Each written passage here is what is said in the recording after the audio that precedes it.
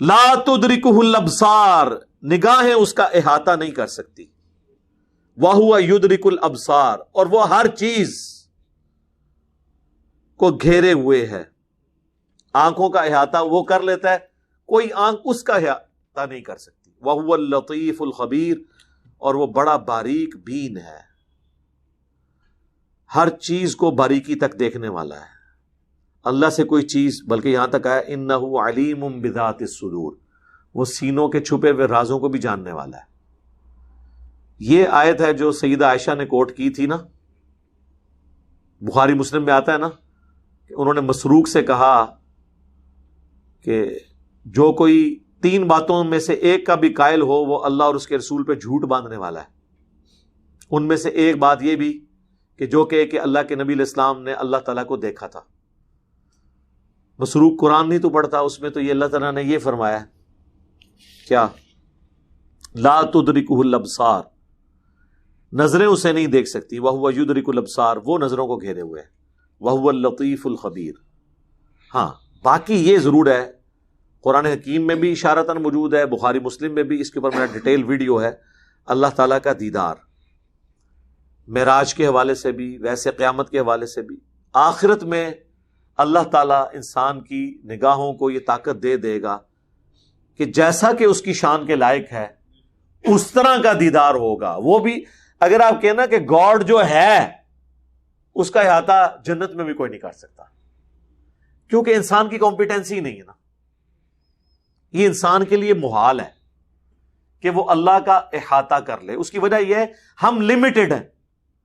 Limited چیز ان limited چیز کا احاطہ نہیں کر سکتی. اگر آپ کہیں گے اللہ چاہے بھی تو ہم کہیں گے یہ سوال ہی محال ہے.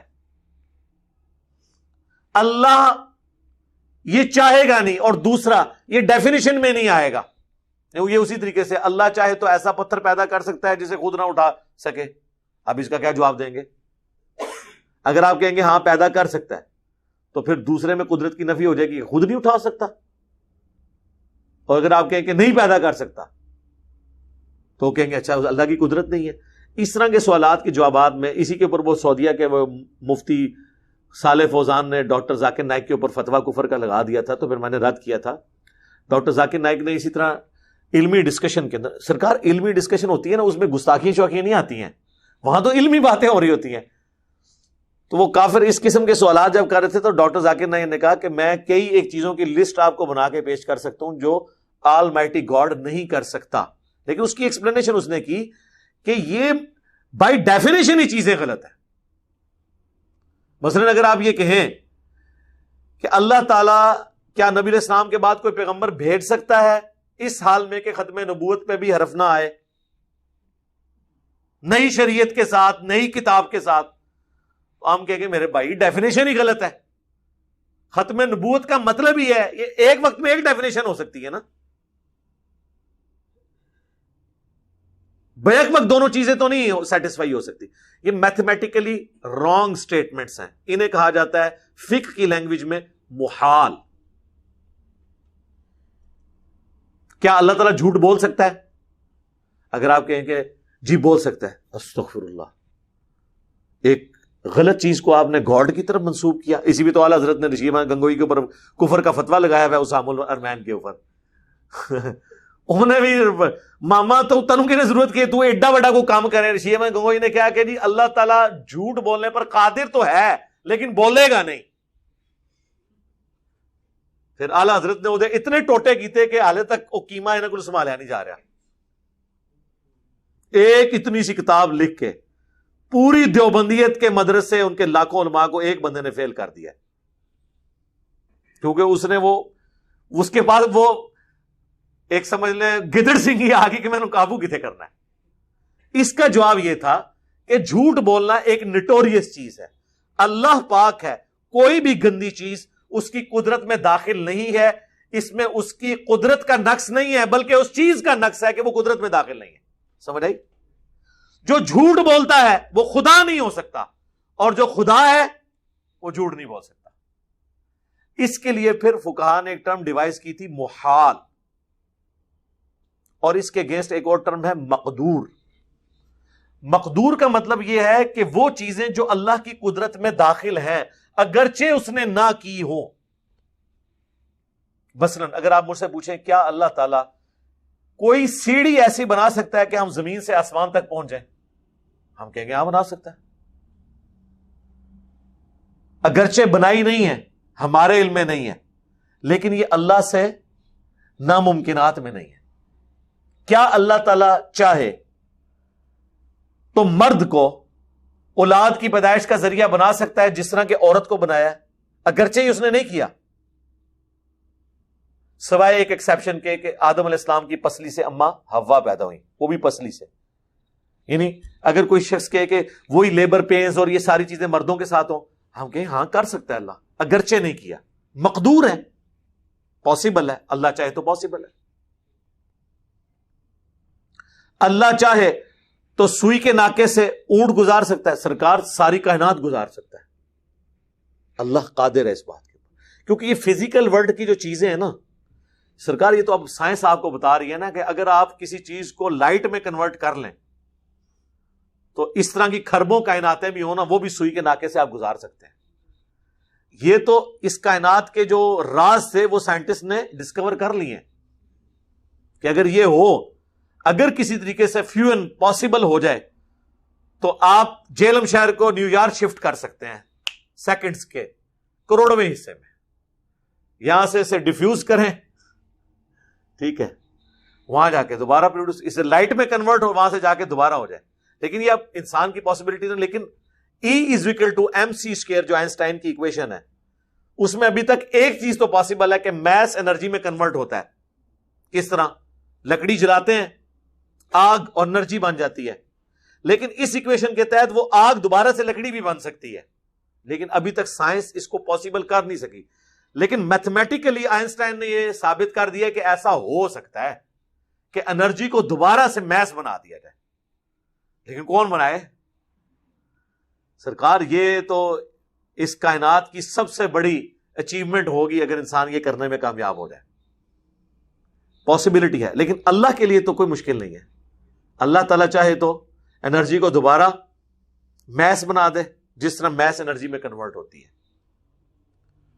تو یہ ساری چیزیں ہیں مقدور، یعنی اللہ کی قدرت میں داخل، اگرچہ اس نے نہیں کی ہوئی یا کی تو ہیں ہمارے علم میں نہیں. خیر ممکن ہے کچھ چیزیں کی ہوئی ہوں.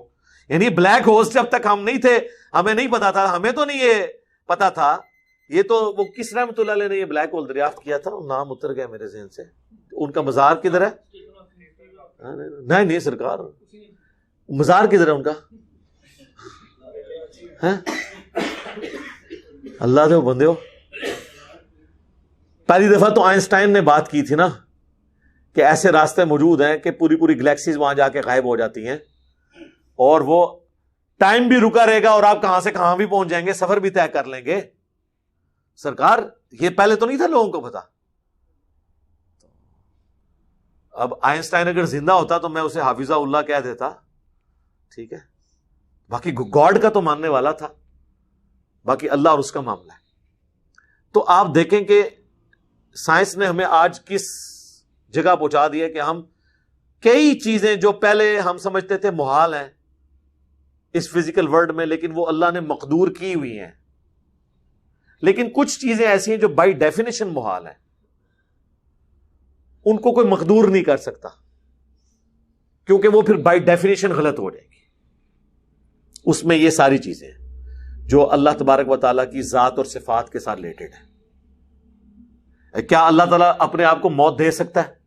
لو سوال کا جواب دیں. اگر آپ کہیں کہ دے سکتا ہے تو جسے موت آئی تو وہ خدا کیا ہوا؟ اور اگر آپ کہیں نہیں دے سکتا تو کوئی پوچھے گا اچھا پھر یہ تو بات اس کی قدرت میں داخل نہ ہوئی. تو ہم کیا کہیں گے؟ بائی ڈیفینیشن یہ غلط ہے، یہ محال ہے. خدا کی ڈیفینیشن یہ ہے جسے موت نہ آئے. موت آنا ایک نقص ہے. یہ نقص ہونے کی وجہ سے اللہ کی قدرت میں داخل نہیں ہے، اس وجہ سے نہیں کہ اللہ کی قدرت کی کمزوری ہے، بلکہ اس نقص کی کمزوری ہے کہ یہ قدرت میں داخل نہیں. سمجھ آئی آپ کو؟